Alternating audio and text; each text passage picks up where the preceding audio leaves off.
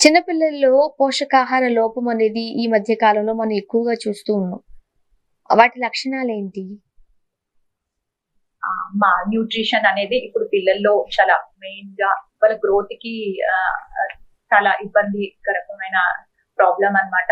So ఇవన్నీ మనం first ఎలా ఈ సింటమ్స్ ఎలా ఉంటాయి అంటే పిల్లలు వెయిట్ పెరగకపోవడం ఆర్ బరువు తగ్గడము, వీక్నెస్, త్వరగా అలసిపోవడము, హైట్ పెరగకపోవడము, మెంటల్ గా ఫిజికల్ డెవలప్మెంట్ లేకపోవడము, పేల్ అండ్ డ్రై స్కిన్ అంటే డ్యూ టు అనేమియా.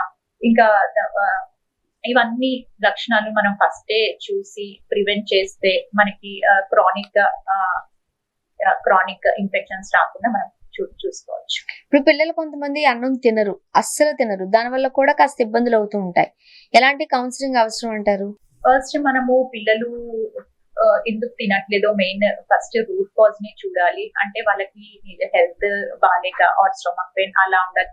కొంతమంది చిన్న పిల్లలకి టీత్ వచ్చే టైంలో వాళ్ళు తీసుకోరు, ఆర్ బయట జంక్ ఫుడ్ కి అలవాటు అయ్యి ఇంట్లో ఫుడ్ అనేది నచ్చదు, ఆర్ టీవీ మొబైల్స్ చూస్తూ ఫుడ్ తీసుకోవడం అనేది ఇష్టపడరు. సో అది ఏంటి అసలు రూట్ కాజ్ అనేది చూడాలి.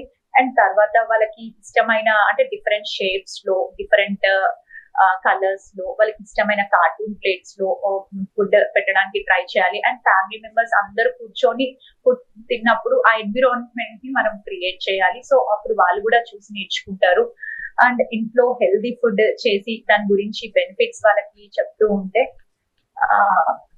డెఫినెట్ గా. అండ్ ఇంకొకటి బయట ఆడుకోవడానికి అట్లీస్ట్ 1 hour అయినా వాళ్ళని బయటికి పంపించాలి. సో అప్పుడు బాడీ యాక్టివ్ గా ఉండి వాళ్ళకి న్యాచురల్ గా హంగర్ హార్మోన్స్ పెరిగి తినడానికి ఇష్టపడతారు.